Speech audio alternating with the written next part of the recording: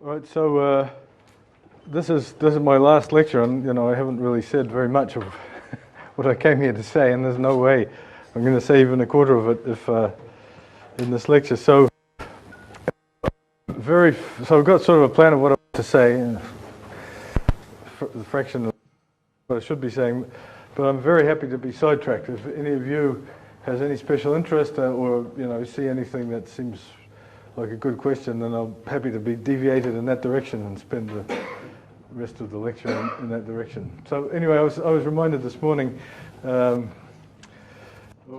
a theorem that sort of flies in the face of the one we proved. So what I want to prove is the set of all index values of subfactors contains the whole interval from 1 to 4. All real numbers between 1 and 4 can arise as index values of subfactors.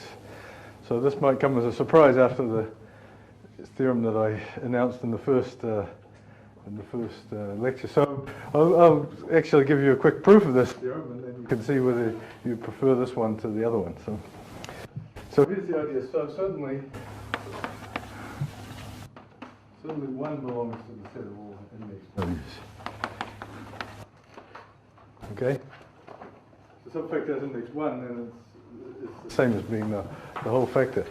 All right, now the second thing is 4 belongs to the set of index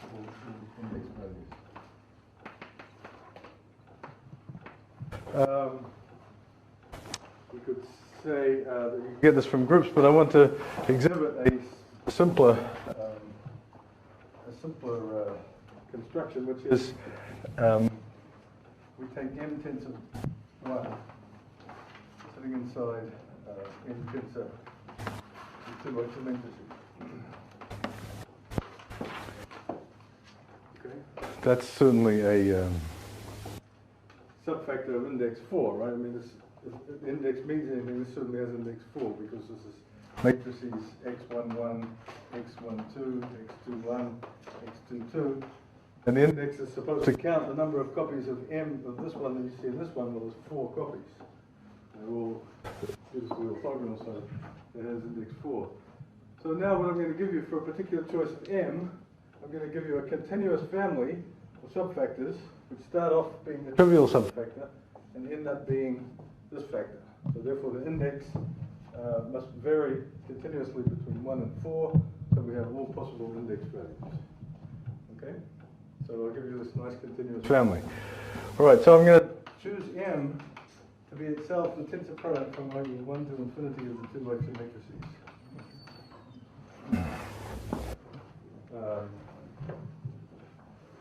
And I'm going to think of this one here. I'm going to change points of view. Sorry about this. Unnecessarily confusing, but I want to have this. So I'm going to equivalently think of N as being 1 tensor product from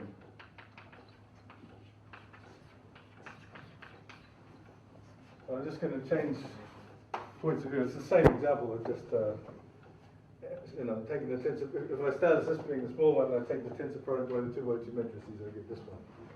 Okay. All right. Now there's a very special 4 by 4 matrix, which I'm going to call U, which is the permutation matrix. It's 1 0 0 0 0 0 0 1 1 0. Okay. And it has the property that this is a 4 by 4 matrix, so it belongs to the tensor product of 2 copies of the 2 by 2 matrices. And it has the property, so obviously it's actually the thing that flips the tensor product around, but if you conjugate by it, let me see. Yeah, no, that's all right. If you conjugate by it, it flips these two around. So add U of x tensor y equals y tensor x. All right, so now what I'm going to do is, in this algebra here, I'm going to define a sequence of unitaries. I'm going to define a sequence of unitaries, and conjugation by them is going to tend to an endomorphism of this algebra. So I'm going to take U, what I'm going to call U1, will be equal to u tensor 1, tensor 1, tensor 1. Okay, so I've put, so this takes up, this is actually in the first two components of this guy here. So it's not, and then u2 I'm going to define to be 1 tensor u, tensor 1, tensor 1, tensor 1, and so on. And similarly u3 will be 1 tensor 1, tensor u. So this is very much in the spirit of R matrices, quantum groups, and so on. So it's a very natural thing to do. Then I'm going to look at add of u1, u2, u3 to un.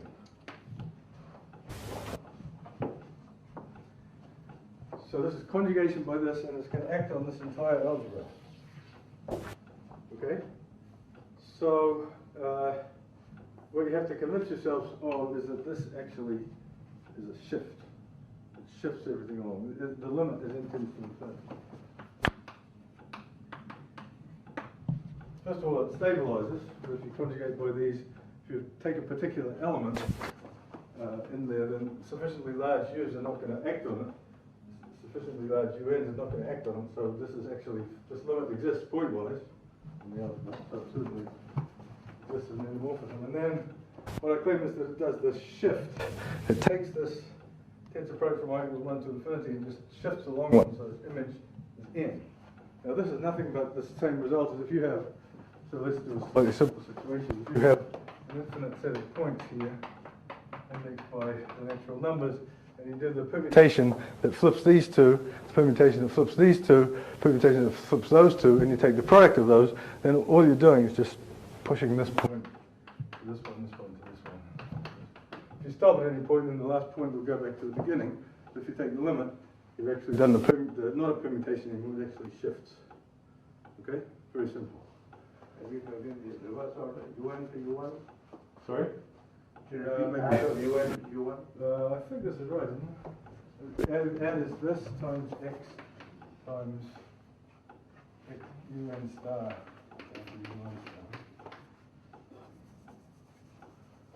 Y n of x.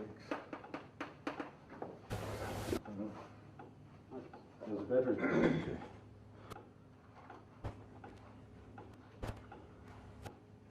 I think that's right. So what you want to first? You want first to add U1, then add U2, then add U3 and so on, right? Yeah, but I can't. No, this is right. It's got to stabilize, and this one stabilizes. Okay, so that's fantastic. We have this endomorphism, phi from M to N, whose index, the index of the image, as we've seen, is 4. So we have one point whose index is 1, one point whose index is 4, and then we have this endomorphism. Well, what I claim is that the unitary group, what do we call the unitary group? M4 of, U4 of C is connected.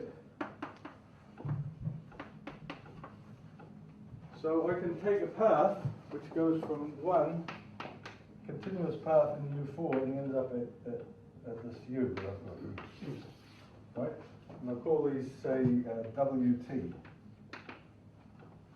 Okay. Well, this game that I played with U and doing this product, I can do that for WT. So I can take WT. Well, if I put it upstairs, I can just take add of WT1, WT2, WT3, WT4, and so on. The fact that that converges is just as true for W as for U. Okay? Now what happens when T is 0? When T is 0, I've got 1, so I'm not doing anything. So the limit is the identity. So this image is the whole thing. So let's call this thing phi sub T of x equals the limit of this x, right? So phi sub 1, so the index of m and phi sub 1 m is 1, right? Because I didn't do anything. The index of m and phi sub, sorry, this is phi sub 0. supposed to start when W of 0 is equal to 1. T and W, T of 1 is equal to U. So phi sub 1 of n is equal to 4. So therefore, this family, the images, so M, phi sub T of M, is a nice continuously varying function going from 1 to 4. So therefore, all index values between 1 and 4 are attained. Okay. So there we have the theorem that I said at the beginning, that you only get these 4 cos squared pi over n, and something that completely contradicts it. So I guess I shouldn't let you choose which one is true, because one of them is true, one of them is false, and thank God this one is false. But it's also just as well I didn't know about this when I started. This actually came after I proved the opposite result. So it's kind of convincing. Okay. I'll let you think about where the gap is. What is the mistake in this argument? What's the mistake in this argument?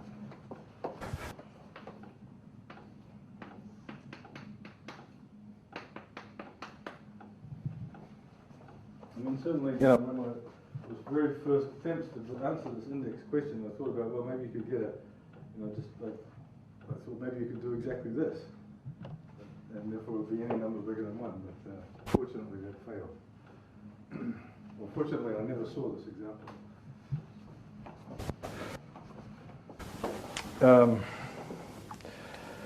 All right, so that was just a little bit of a teaser to start the lecture.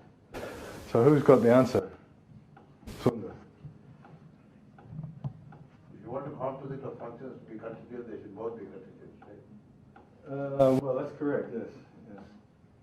And one of them obviously isn't in the appropriate topology. But it gives you so the answer is the index is not continuous in the topology for which this family is continuous. But it's a very continuous family. It's sort of surprising. So you wonder about what kind of topology the index is continuous in. That's not entirely clear. Certainly not in the one for which this is continuous. So is it upper square continuous? It's something like that in this topology. Yeah, it only jumps one way. Yeah. Actually, this example introduces a whole family, a whole different direction of research. You could vary this. You could take any unitary you like in the. You could replace 2 by n. You could take any unitary in the tensor product of the n by n matrices with itself, and do this game, and you get endomorphisms. And the question of what is the index of the image of that is an interesting one. As far as I know, this hasn't been studied in a long time. It was first studied by a student of mine, Peter Ackerman, who got some nice results. Maybe there's some people doing endomorphisms with Kunz algebra have got more results since then in Rome. And maybe in Osaka. From here you can only say contains 1 to 4, not equal to. Contained, right. Because 1, 4 are there, so Right. contains. From here, this argument only gives you that. From here. Yeah. But let me remind you that this argument is false. Okay, this is not correct. Okay, so after that little comment, but rather interesting interlude.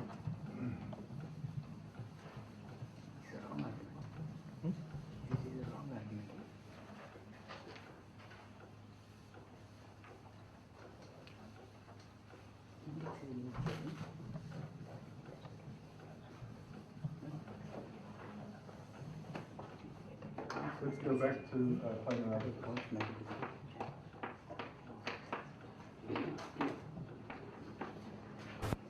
So, spent a lot of time, enough time yesterday telling you what a planar algebra was. So, the idea was that we had these things called planar tangles.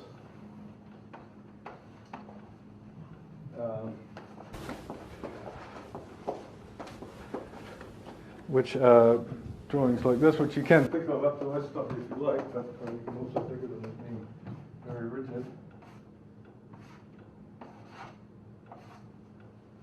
And the axioms of planar algebra was a gradient vector space, Pn, and this number n is supposed to correspond to the number of boundary points on these disks. And the idea is that each one of these disks defines a multilinear map from the Cartesian product of the vector spaces corresponding to the internal disks to the PL. One question, yesterday, Zeb, I was talking to Zeb, he said that in your definition you insist on at least one internal disk. Right, absolutely. This is what I was going to point out immediately. So, because, I mean, I don't just insist on it, I don't know what to do if there's no internal disks. Right? Just the formalism doesn't tell me what to do. It's supposed to be a multilinear map from a bunch of vector spaces. Well, what if there's no vector spaces? Well, you're into the theory of the empty set. But that would be the underlying field, right? Not for multilinear. I mean, if it was tensor product, then the convention is it's the underlying field. Okay? But if you were happy with that always, then you're a very happy man, because if I want to know what to do when there's nothing to work on, then I wouldn't be satisfied with that. Okay, that's a very important point, because one could go, the nearest structure to this planar algebra is that of operator. So just to resume what Sunda said, this axiom of planar algebra only applies if there are internal disks. If there's no internal disks, I'm not saying anything. So if I have a picture like this, it's not in the definition of planar algebra, it says nothing whatsoever about such a picture. Unless you're not the convention of whatever you think. Sorry? Unless you have a convention. But even then, what does it mean? Well, it means that there's a linear map from The scalars to that P. scalars to that P to Pn. right. Which So that we then what about naturality with respect to the gluing? So you have to think quite carefully. But anyway, I want to point out that I really do want to have the planar algebra action saying nothing about things with no inputs. Okay, and there's good reasons for this. So I was led to this and the insistence on this fact by looking at the operator literature, which has been quite inspirational. Although I wouldn't say that it's produced any. This is the best insight that it's produced, what I'm going to tell you right now. So what are operators? Well, operators are sort of this kind of thing. They're sort of algebraic structures where you have, where you're supposed to take into account operations with lots of inputs into the operation. So the idea is that an operator is supposed to code some things like something like that, where you have an operation which I guess it's going down this way. You put in a whole lot of things here and you get something out at the bottom. So very similar to what we're doing here, but in the simplest case of operators, you're always allowed to put in. You're always allowed to compose. Here we're only allowed to glue the disks we were ridiculously strict about it, but ultimately we're only allowed to glue the disks if the number of boundary points is compatible when we're doing the gluing. Okay? But in operators you're always allowed to compose in the simplest version. So you find that the operator says if you have one of these and then you have other ones up here, then the gluing operation, the gluing axiom for operators says that if you have these things here, then you have another operation which takes many more inputs and then ends up giving you an output. So what they do is they have these sets Ci, and they have the basic underlying structure that need to work on is something that has a tensor product, and then they axiomatize this. Okay. Let me not go into it. It'll take too long. I might get it wrong. Anyway, this is all spelled out in my notes in my later in the planar algebra course. That is what the details. And,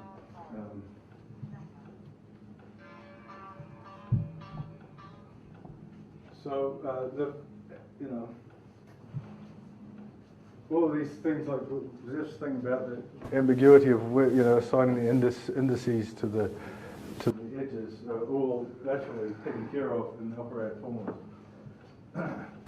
So, in particular, one can define different kinds of algebra, such as associative algebra, Lie algebra, and so on, as being, you have a certain operad, and the algebra is what's called an algebra over the operad, which means exactly the same as this operad acts on some vector space. Okay, now one is graded because we have this number of points. In general, in this case, it won't, first instance, be graded. So,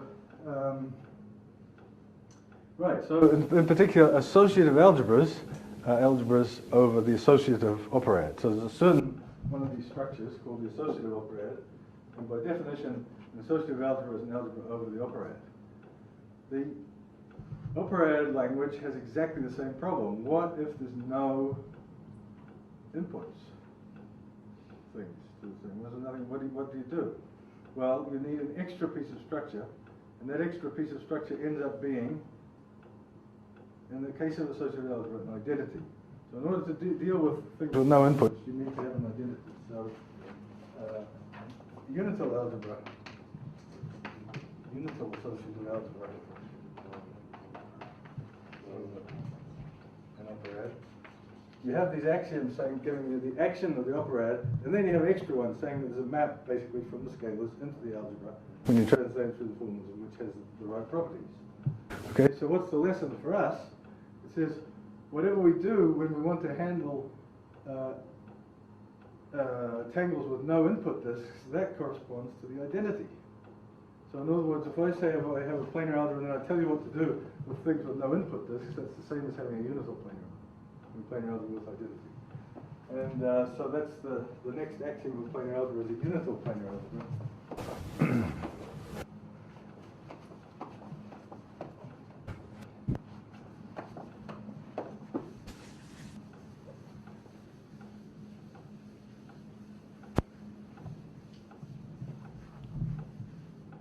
So unital planar.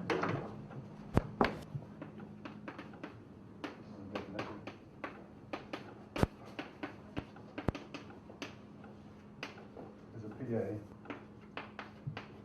together with maps of the scalars to the n.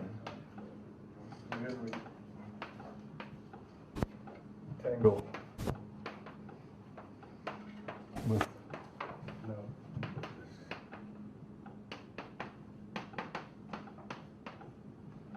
compatible blah blah blah is an obvious way in which this is compatible with the glue.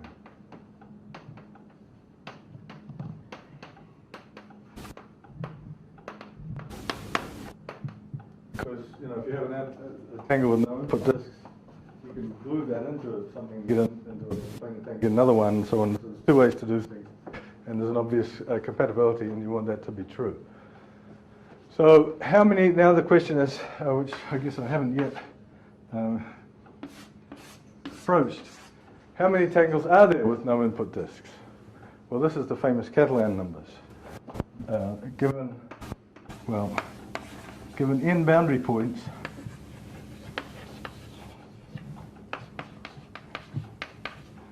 how many tangles with no input disks?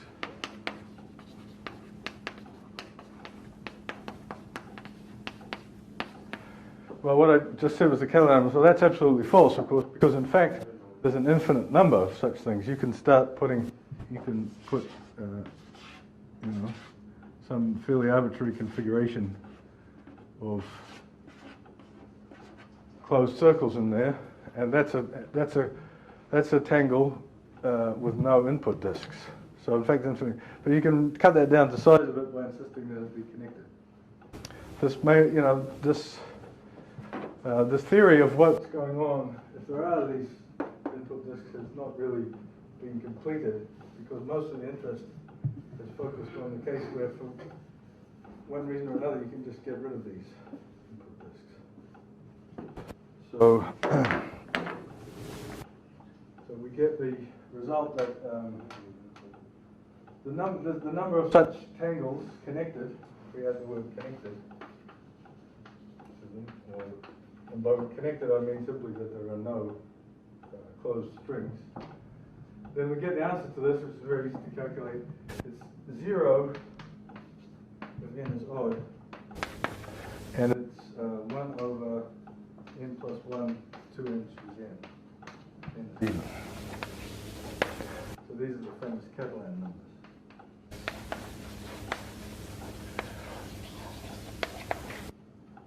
Which were discovered by Fuss 100 years before Catalan, and I think by Euler 100 years before. You know, you could say Newton really, at least back to Newton, because you run into them when you do some very simple Taylor series. Just for the binomial. Anyway, these are the famous numbers. They start off with something like 1, 1, 2, 3, 5. Whoops. 2, 5, 14, 42. Is it 142 the next one? And then they get bigger. The asymptotic growth rate is something like 1 over n times 4 to the n. So, but anyway, so what we see is, what's kind of neat, in planar algebras, in the comparison with associative algebras, that they have a highly enriched identity. Instead of the identity just being one element, all of a sudden the identity is all of these Catalan guys. All of these things are called, for ridiculous reasons, they really shouldn't be, they're called temporally Lieb diagrams. This is an example of physicists dominating the language.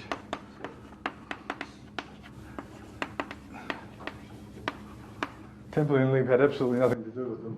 They should be credited in this context to Lou Kaufman.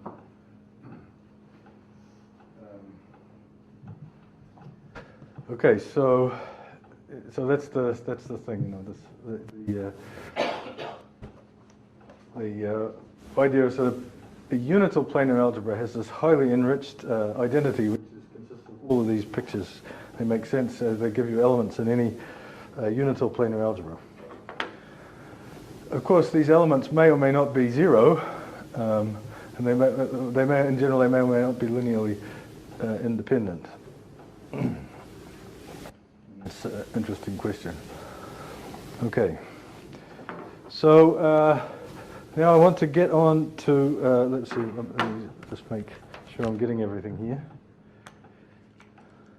What's next on the list? Okay, so, right. The next thing I have to talk about is various versions. This what I've said here, with just the disk, there's also got to be dollar signs, which are necessary for all kinds of things, particularly if you want to do the gluing.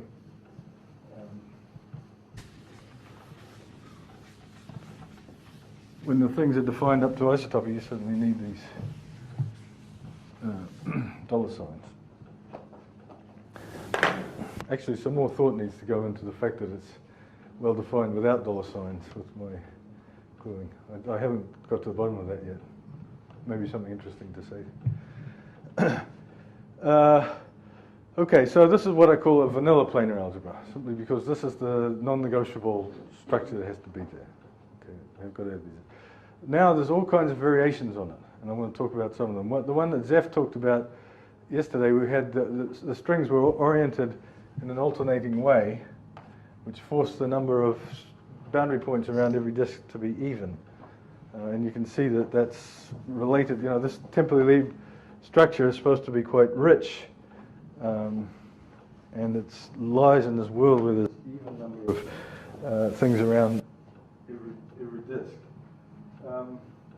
But there's a vast number of other decorations that you can imagine going to a planar algebra. The most important one for us at the moment is going to be shading. So I'm going to have the concept of a shaded planar algebra. It's just going to be the same. You know, in order to get the planar algebra, you just have to define what you mean by planar tangles. Well, I'm going to say a shaded planar tangle is going to be one in which the regions of the tangle admit a shading. So a shading is a two coloring in the graph terminology. So let's see if I can make out to make sure all these numbers are even. That's a hard one. Where's the, I can't even, oh, it's this one here.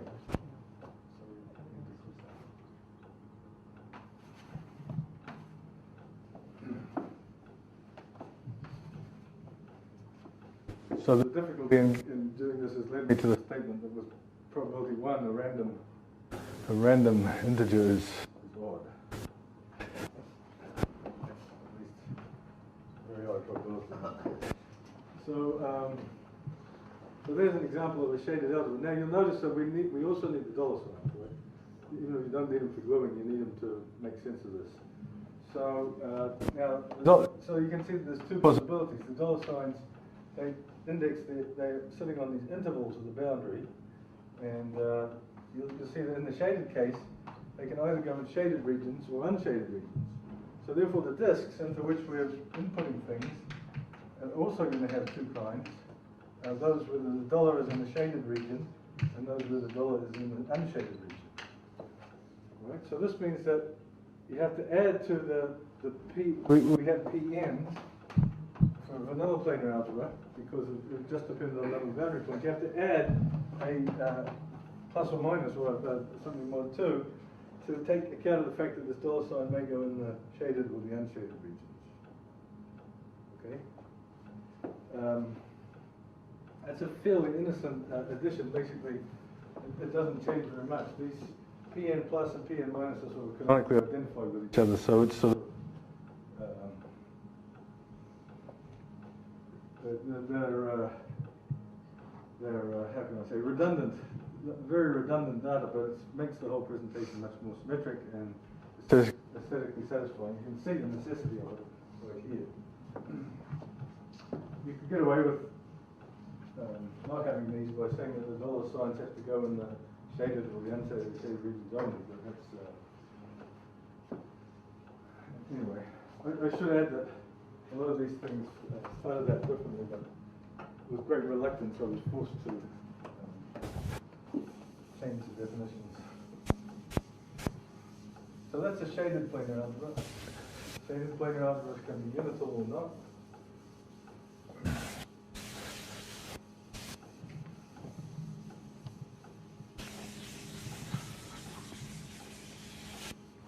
And now let me talk also about star planar algebras or planar star algebras.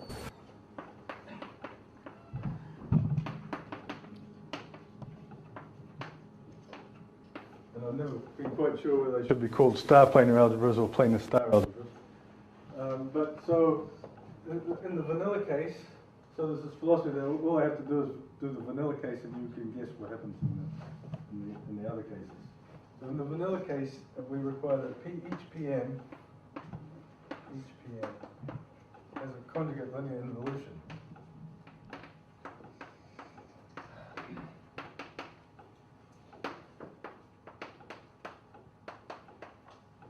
Involution star. So the Pn's become star vector spaces, and the axiom that a planar algebra is a star planar algebra is extremely simple. Remember that I could have said that that it's just simply, in the definition of planar algebra, I said that the mappings, these multilinear mappings, I never gave them a notation, but if T is a tangle, this is supposed to be the this is a tangle. And the Z sub T is supposed to be the multilinear map. And I said that it depended on T only up to isotopy.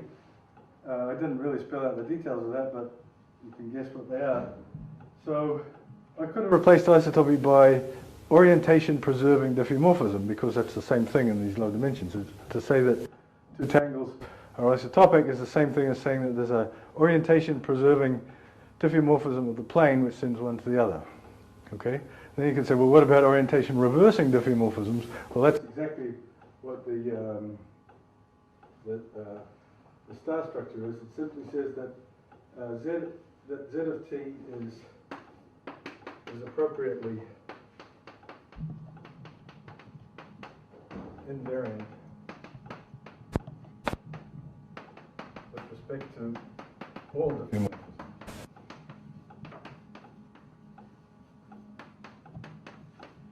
So if I have any diffeomorphism and I take a planar tangle, I can apply that diffeomorphism to it, make another planar tangle, and then I can stick into the internal disks of that planar tangle, I can stick in things. And then the thing is, there's only one way to write down something that makes sense with complex conjugation and the bars and so on. And that is the definition of the algebra, or the star planar algebra. Okay? So that works beautifully in this case. If I take this and I apply an orientation reversing diffeomorphism, I get another tangle. The dollars are sent somewhere, and the shaded regions are sent somewhere, and the definition just works in the same way. Okay? So that's what a star planar algebra is. Planar star algebra. So I've had this decoration, I had the shading, and by the way, the shading, of course, is the same thing as what Jeff was talking about yesterday, where we alternate these orientations. Because if you have the shading, you can think of these as regions of the plane, and orient the boundary according to the induced orientation. So the shading is always on the left, say, as you go around. So it's the same thing. You'll notice that there's a really painful one of these really painful things, which is for shaded tangles can only exist if the number of boundary points is always even. So it's tempting to divide that number of boundary points by 2. Now that's not quite compatible with what we were doing in vanilla tangles. We had okay. I like this so much dividing by 2 that I would almost be tempted to say that, you know, in the vanilla case you should divide by 2 also. So you'd have half. You know, you'd have P1 half and P1 P3 halves and so on, which fits in nicely with spin and what the physicists do. But you know, that's not likely to fly. So we have to live, unfortunately, with this ambiguity of what n means. So what n means when I'm talking about a shaded tangle is half of the number of boundary points. And if I'm talking about a vanilla tangle, it means exactly the number of boundary points. Okay. That's just the nastiness that one will have to live with.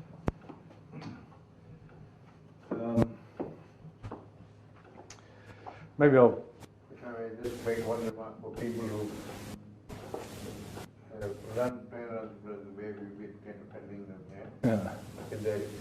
Usually the star is, the orientation of the string and the shading is reversed to what you have. It is supposed to be the shading is on the right. Okay. I'm happy to go along with that. There's obviously 2 possible conventions. Whatever one you go with. Yes. Cool. That's the way you used to do it before. You have this thing Right, so now I want to introduce another kind of planar algebra with some decorations, because there's a... So I should say at the outset, I was extremely reluctant to go beyond these shed subfactor and so on planar algebras, because I wanted something that was real, that had honest applications. But now the applications are starting to come, so I'm sort of forced to admit that planar algebras are more general than just these ones which are aimed at subfactors.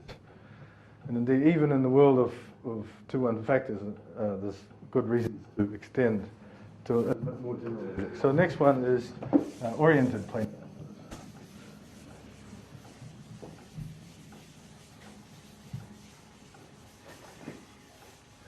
And then you can start, once you've got into the swing of things for adding extra structure, adding decorations, you can go wild. You can say, well, why not put arbitrary labels on the strings, put arbitrary labels in the regions, and so on. Okay, well, I guess I have to admit that those will all lead to structures which have a right to be called planar algebras.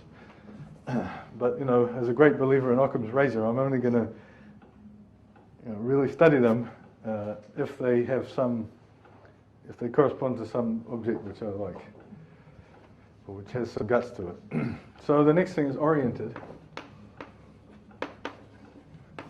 PAs. And here we're going to go back to the vanilla situation. We're going to have no particular reason to have even numbers of strings.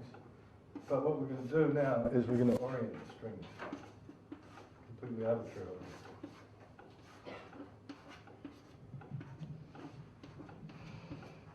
Completely arbitrary.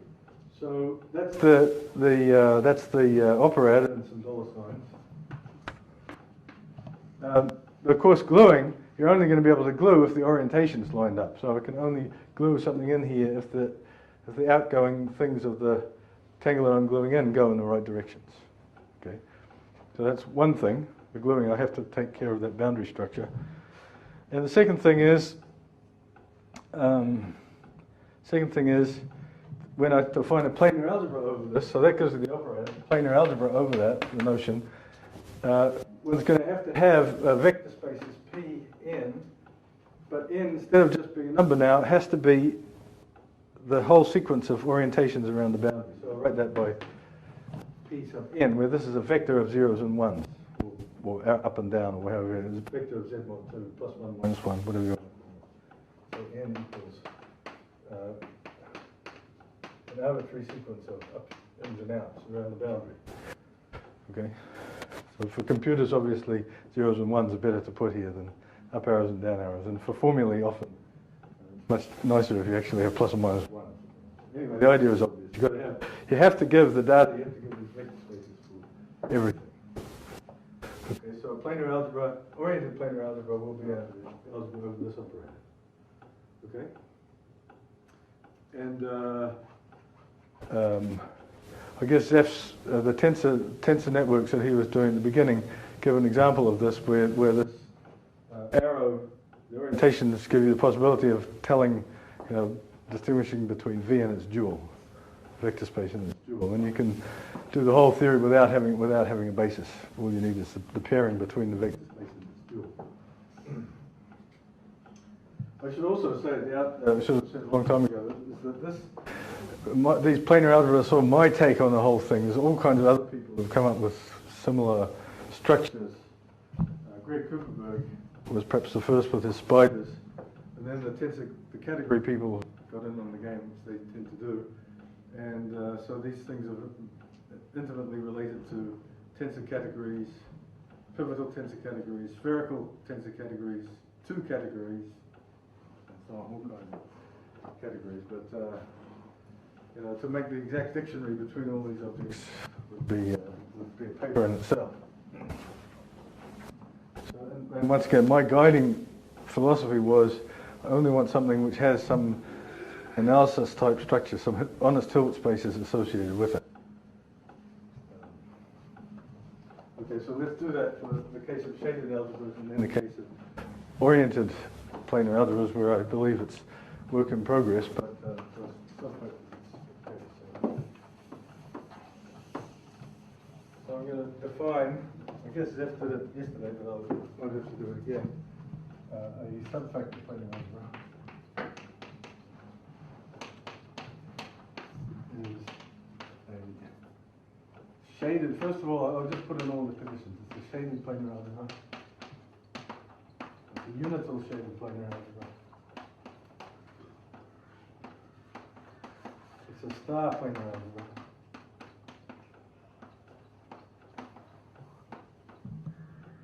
It's the dimension of P0 plus or minus is 1. And the dimension of Pn is less than infinity, n plus or minus all n. Okay, so these are just fairly easy conditions that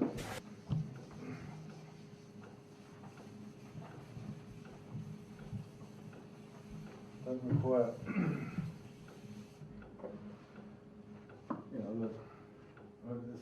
I'm not allowed to assume these things. I'm not doing anything. Okay, here's the main one. The 6, and this is going to be require a small discussion, which Zeph also did, which is you can define, if you have a planar algebra satisfying these conditions here, then you can define a sesquilinear form. You can define AB on the planar algebra, and it's going to be a nice exercise in working the formalism anyway.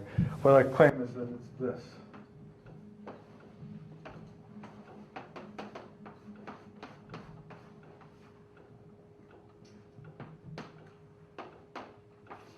Let me put the outside boundary in there as well, and maybe some shading.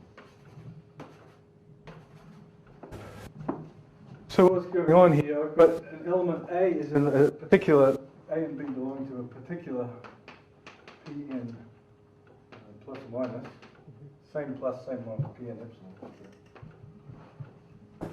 So the dollars going in the same shading.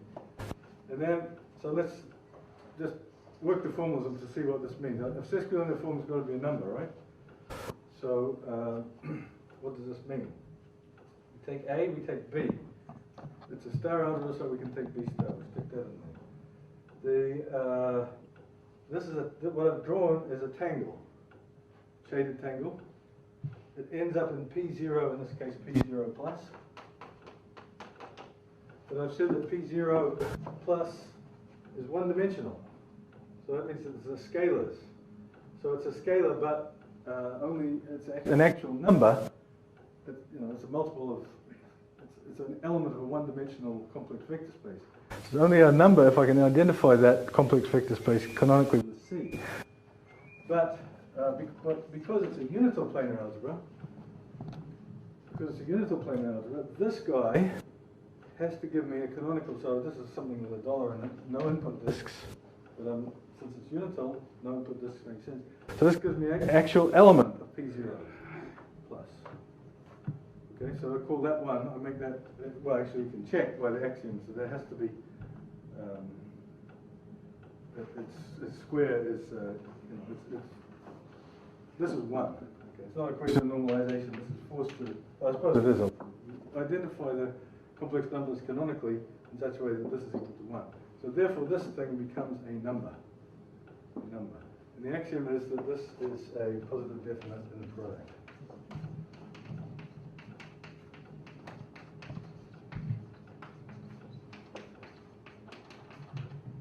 And then there's a seventh axiom which you may or may not want to. Spherical invariance. Let's just not go into that. It doesn't really matter very much for the story. So these are the axioms of a subfactor planar algebra. Okay. And there's a theorem, which is basically due to Popper, which says that given a subfactor PA,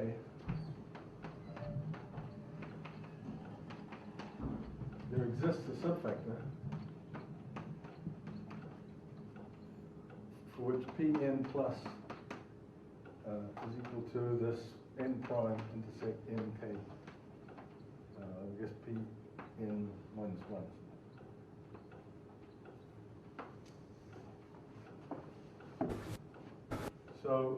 So there's basically two facts here. I guess I never said one of them. Maybe I didn't say I meant to say it.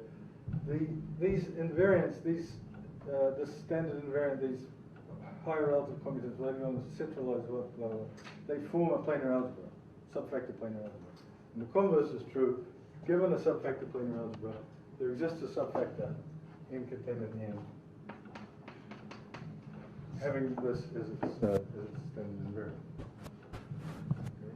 So this is a wonderful theorem, and this is, for me, is a justification for the existence of these planar algebras, because there's a theorem that says pretty much the same thing as a subfactor. And that the subfactor is life itself, so therefore it's okay. All right, now we go over to oriented planar algebras. So this is a theorem that doesn't really, strictly speaking, exist. I'm working on it with Noah Snyder, but we've been working on it for 3 years without ever doing anything except agree that it's true. So oriented PA. So I'm going to say a bimodule or let's say correspondence planar algebra is, and I'll take these definitions over here. First of all, it's an oriented planar algebra, and second, it's unital. So that means that these temporally diagrams make sense when they're oriented. Okay, given the temporally diagram, there's going to be lots of ways in which it can be oriented. Right? You can orient the things arbitrarily. And each one of these is going to define an element of this planar algebra. Now the dimension, this is an interesting remark, maybe I'll just keep going and say something about that. You can say, if you give yourself the orientations on the boundary, obviously there's got to be the same number going in as coming out for any of these temporally lead things to make sense. So you can say, you know, how many are there in general? Given the pattern of orientations on the boundary, how many are there? Okay. How many temporally lead diagrams are there with that orientation?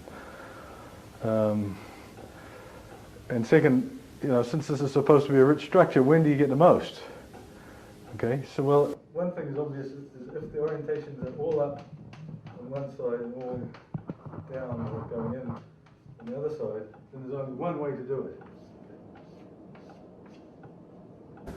So it can be very small depending on the boundary. On the other hand, if the boundaries alternate in orientation, then any temporally lead diagram can be stuck in, and you get the Catalan number there. So this is just as obviously the maximum. So the most you can get is this Catalan. So this is some kind of moral justification for why the shaded case is so interesting. The unital structure, which is some enrichment, is most rich in the shaded case. It's when you're going to get the most bang for the buck out of the unital structure. So that's some kind of side remark, philosophical remark.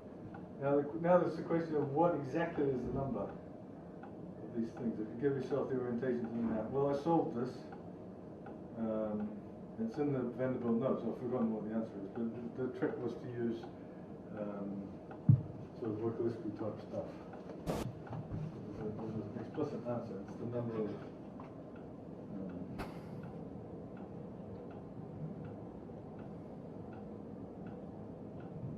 I forget what the answer is. Anyway, it's not. He can probably do it in his head.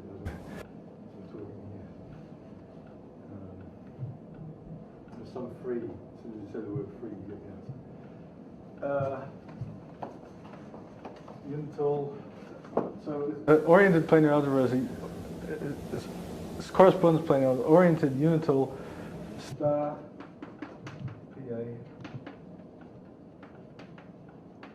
Well, maybe I should say there's one nasty piece which I haven't yet made my peace with, and Zeph said it yesterday because he had to, but if you take oriented planar algebras and you do this, you apply an orientation reversing diffeomorphism, you have to also reverse the direction of the arrow.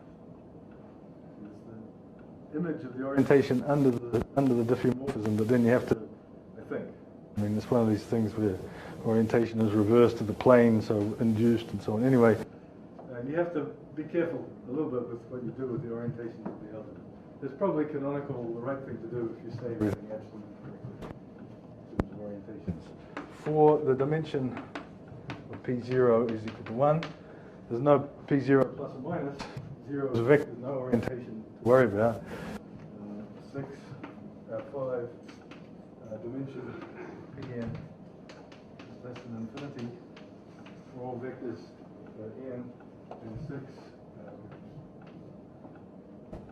AB is positive. Positive definite test-related form. Perfectly fine definition. Well, Zeph's networks give an example of this. It's where the arrows give you the possibility of distinguishing it between space and its dual, and thereby eliminating the need for basis. But there's lots and lots of other examples, and the theorem that Noah and I claim is true is that there's a correspondence between correspondence is a bad word, isn't it? Well, map between correspondences. There's a correspondence between correspondences and these this kind of these oriented correspondence planar algebras. Theorem what is proved.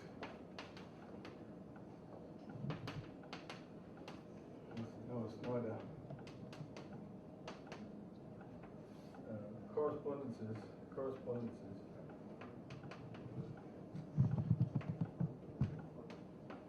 to correspondence.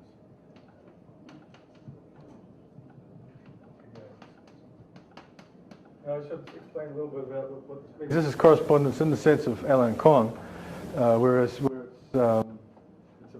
basically a Hilbert space, which is a suitably continuous bimodule between general two phenomena here. I mean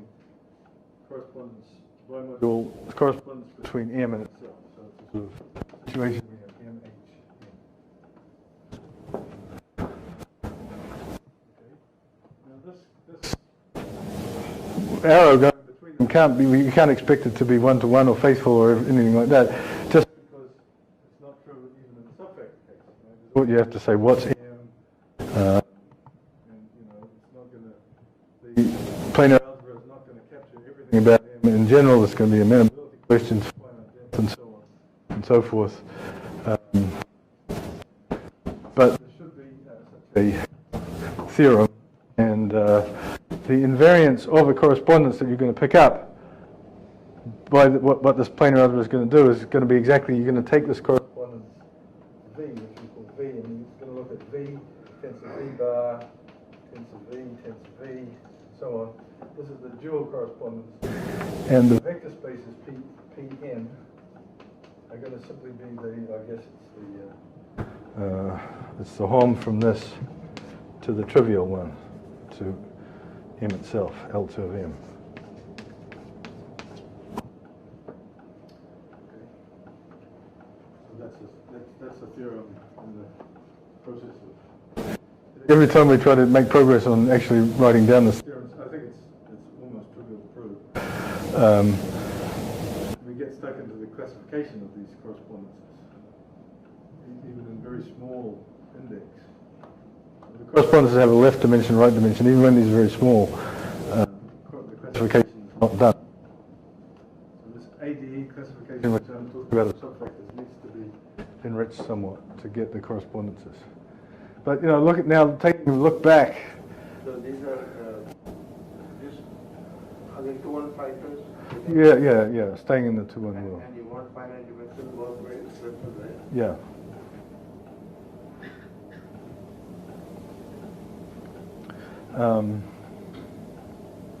Looking back with sort of infinite hindsight, I look back to the year 1980, and I think, that was right when correspondences were coming out. And my original ideas on the index actually could immediately be translated into things about these left and right dimensions of correspondences. And I could well have gone in this direction at that stage. It's sort of an accident of history that I was more interested in the subvectors than correspondences. So it could have been that this was a fiendish undertaking, because the theorem that realized planar algebras was this theorem of Poppers, where he had this lambda lattice and he did this construction that he added some auxiliary continuous non-atomic polynomial algebra, and then he did some amalgamated free product and so on, and did some complicated, mysterious computations, and he got this result out. I was never very happy with that construction, and in some sense I never fully understood it, even though I went through it in my seminar 3 or 4 times, I'm sure. Zeph will probably remember. He may have been forced to give one of the talks on this thing. But a few years ago, for me, a very revelatory thing happened, and that was I managed to get another proof of Popper's result, coming out of some work that was going in a completely different direction with Alice Guillaumet. And Sunda and Vijay have played a big part in the development of this work, so I'd like to tell you a little bit about this. And it makes the one direction of this correspondence thing rather easy to prove, at least as soon as one can sit down and write out the details. In fact, it's easier than the subvector one in a way that you'll see. So we want to show that to every correspondence PA there is a correspondence. So I've got to come up with a polynomial algebra. And instead of going through this painful hyperfinite construction, which would work only in finite depth and so on and so forth, I'm going to use this graded algebra approach, and it will just work very simply. Almost seems like cheating. You get these 2 factors. So here, let's do it.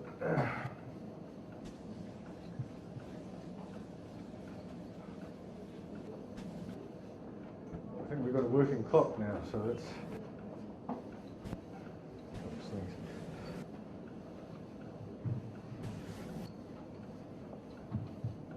And I'm going to make a couple of philosophical remarks that I hope one day will inspire someone to solve all the mathematical problems.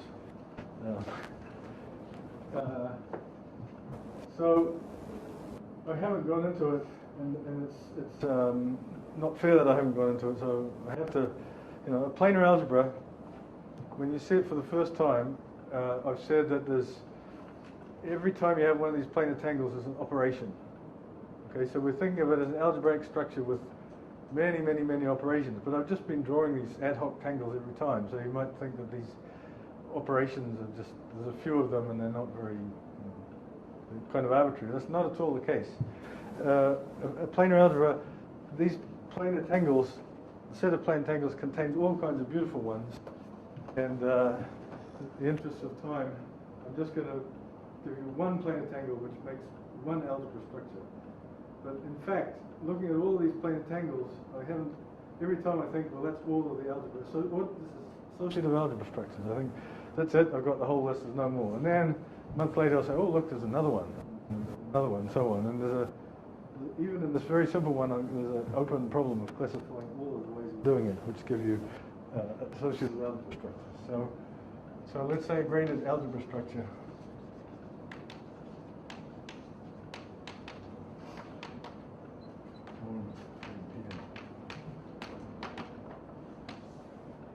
So let me do it in the vanilla setting, and then we'll talk about how you have to change it in the shaded and oriented settings.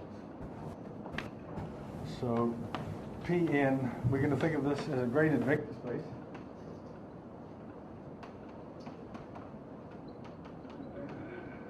And you will know that if you have a graded algebra for a graded vector space, we're going to have to give a structure Pn cross Pn to Pn plus n. So this is an n graded, n union 0 graded vector space. So we've got to give this kind of operation in a way that's multilinear and associative. The definition of graded planar algebra is also going to be unital. So let's suppose we have a unital vanilla planar algebra.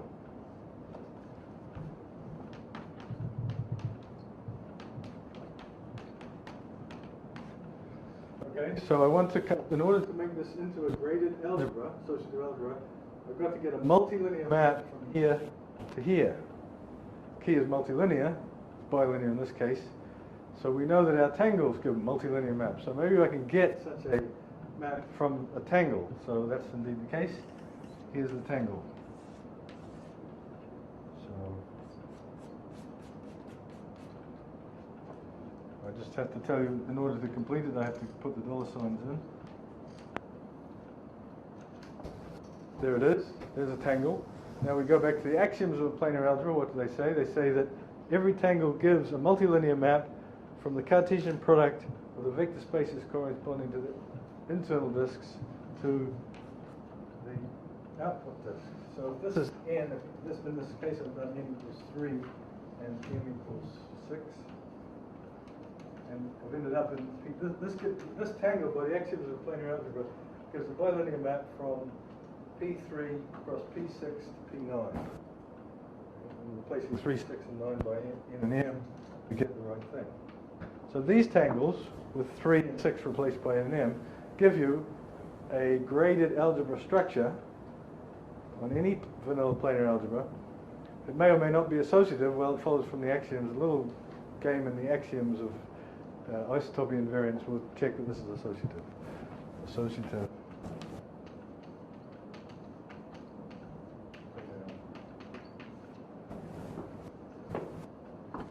Okay. That's right, an associative gradient. In fact, if you take the star, then it becomes a star algebra in the obvious way. Okay, any questions about that? And this is our, each Pn is unital, right? No. Your Pn's are not unital, right? The planar algebra is unital as planar algebra. Planar algebra. Okay. so there's no compatibility between the unit and the multiplication. So the unital structure is very simple. I don't really need the full unital structure on the planar algebra, but this element here, right, according to our axioms of unitality, that represents an element of the planar algebra. Well, it's obvious that that's an identity for the graded algebra structure. So it's unital associative.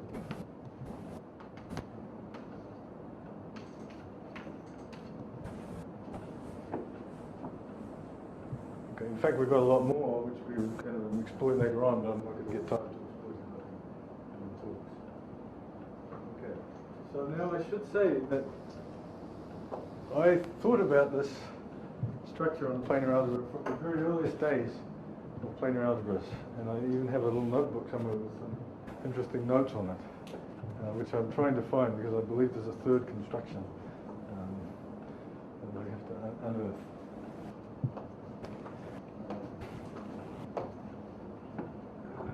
But the trouble is that I never put, for a long time, I never put the right trace on myself. I never gave it the right structure.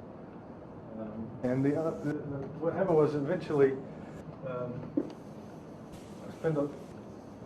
at least Gns spent a year at Berkeley, and we talked a lot, and without total mutual miscomprehension, but eventually, something came out of it. So. The key is the following. The key is to understand what this associative algebra is in the particular case of Zeff's network algebra. That's a vanilla planar algebra. So let's go to Zeff's situation where we're putting indices on all this strings. Okay, and let's suppose that the index set contains two elements, so instead of I and 1, so we take x and y. So if you like x and y as a basis for the underlying vector space, okay, then what is an element of the planar, basis element of the planar algebra is simply an x, assignment of x or y to each of these strings, x, y, z, sorry, there's only x and y, x, y, x, y, y, x, y. And what's the multiplication? Well, it's nothing but, the product of these two is the element x, y, x, x, x, x, y, y, y, and so on. So in other words, we can think of this as a very familiar actual multiplication. In this case, we're taking a word on x and y, and another word on x and y, and simply writing one after the other. So this means that in this case, the special case of Zeff's planar algebra, the networks, tensor networks, this planar algebra is nothing but the algebra of non-commutative polynomials in a certain number of variables, where the number of variables is the number of indices in the spin network. So there's a very important example, e.g. in the case of spin network, of tensor networks, we obtain the algebra of non-commutative polynomials in, let's say, k variables. Where once again, k is the dimension, the underlying vector space of the tensor network.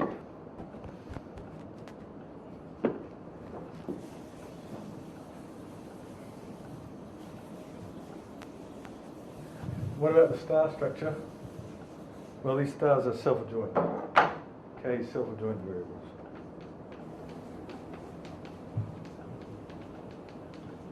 So the adjoint of a word is just to read the word backwards. Okay, now, so if you like, these graded algebras are simply a family of generalizations of this non-commutative polynomial algebra. The sort of polynomials in things that aren't really variables, they're sort of planar algebra fuzziness. But in this particular case, this particular planar algebra, that's exactly what they are.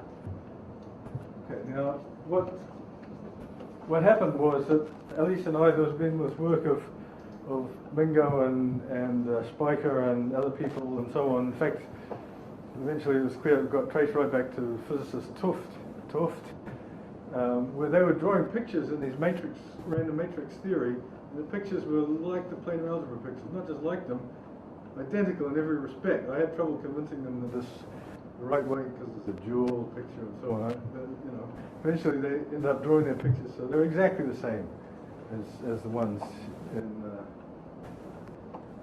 planar algebra. So there was some mystery as to what the connection was, and that's what we were really trying to solve. So we were really after was to get this connection. So is there some connection, some kind of random matrix models for planar algebras?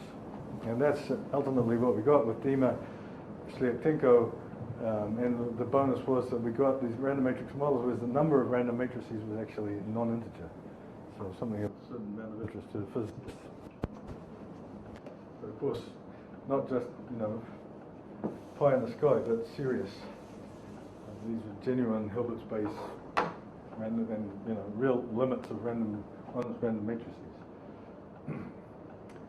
Okay, so but the lesson for this was because of random matrices and because of Voiculescu's work on interpreting the large n limit of Gaussian of the GUE random matrices, what Voiculescu came up with was a trace on this algebra.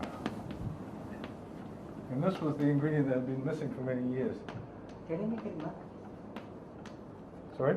Can you make a remark? In the case of random matrices, there are actually discussions connecting up correlation functions with random matrices to some free entropy of the Voiculescu, which you mentioned. Sure. There exists already some literature. Yeah, absolutely. That's part of the game. But what we're doing is, that's, you know, all of that is the special case of the tensor network planar algebra. What we have done is generalize that, so all of these results that people have done on entropy and so on can be now potentially generalized to these more general graded algebras coming from planar algebras. Can you also frame this lens? Sorry? You put an arrow, you put an orientation. Can you also put a frame? Let's not get into that. Yes, but I don't want to. I have Okay. 8 minutes to finish my series of lectures. So there's a trace on this algebra, a trace.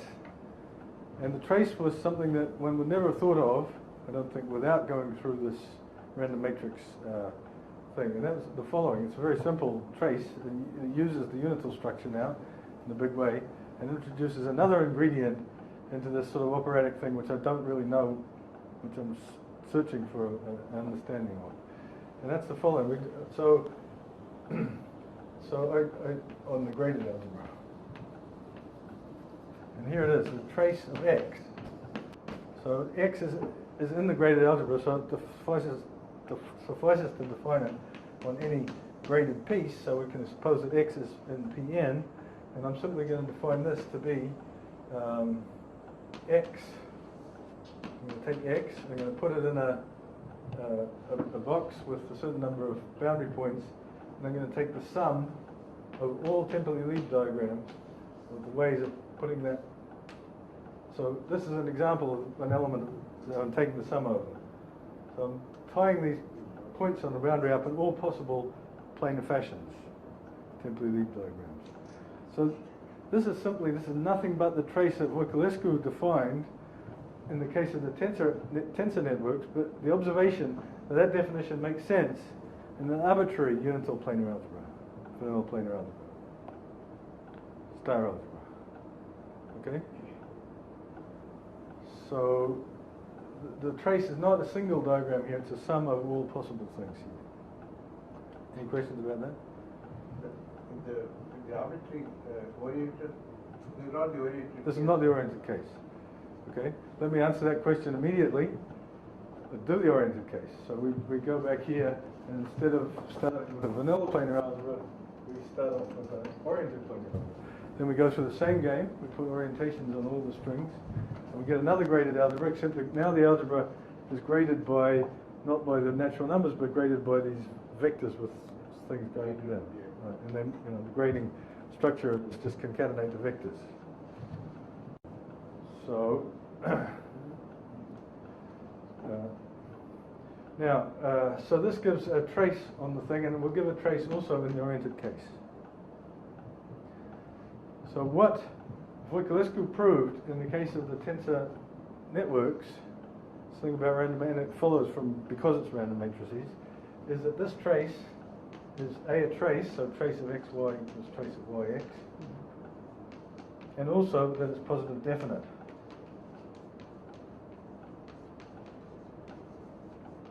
And finally, the other thing is that we want to do this so-called Gns construction, so we take the trace, we use it to define an inner product, and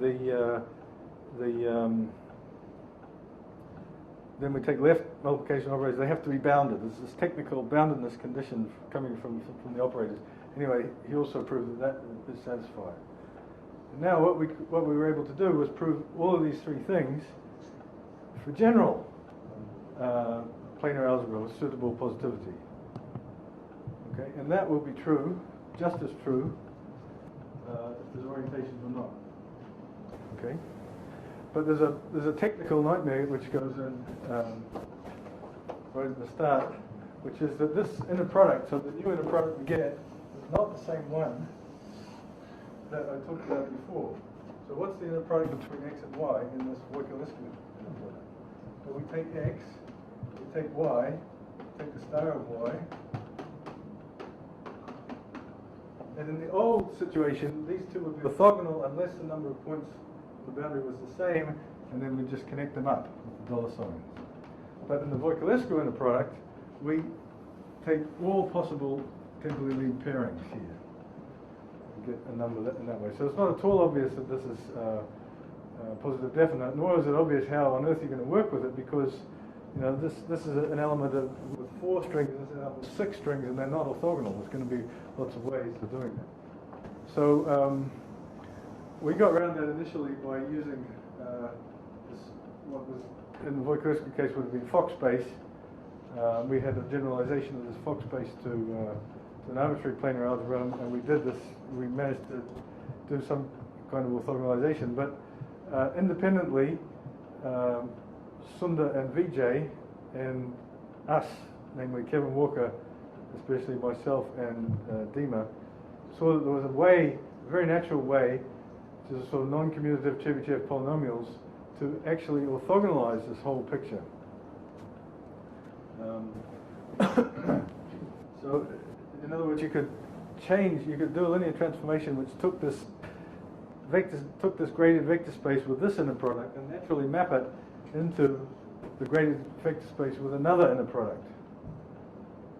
And in fact, not the right, but the inner product that we're used to of the planar algebra, in which the PNs are all orthogonal, and you just link them up in a certain way. And it was that orthogonalization that was the key to simplifying this dramatically. And that orthogonalization, of course, works in the oriented case in exactly the same way, except that the things will, if the orientation is done, if you had, say, all these 4 going out and all these, things are a bit more orthogonal even in the Voiculescu inner product than the oriented case. The key to the proof of getting a 2-1 factor and so on, the key was to study this element here, which we call cup. And the key lemma was that this cup generates a maximal AB and a subalgebra. So no one else will be generated by this. It's maximal AB. Now Vijay and Sundar didn't do it this way. They had a more direct somehow way of calculating. They did some more detailed computations. But to show that this is a massa is some very simple argument because by using Hilbert-Schmidt operators.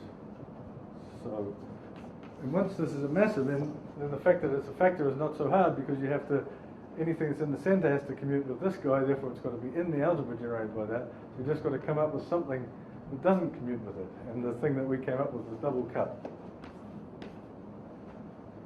Okay, which is this guy. And then there was a slightly more painful computation to show that there's nothing in the massa that commutes with that. Okay, in the oriented case, it's easier. It's even easier because there's 2 cups. There's a cup oriented this way and the cup oriented that way. Same analysis, this is the part where I haven't really written down the details, but every time I start I convince myself it works.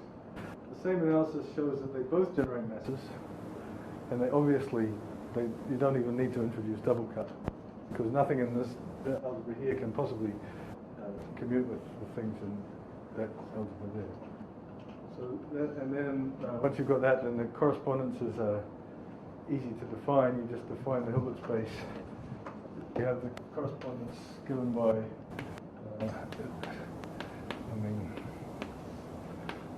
it's a matter of drawing pictures. You think of the correspondence as being the direct sum of all possible orientations up here of these vector spaces with some inner product. And the bimodule structure is just the left and right bimodule structure for that algebra. And that's the correspondence in this dual is obtained by reversing that arrow. So that's just those last sentences were directed to Sundar Vijay.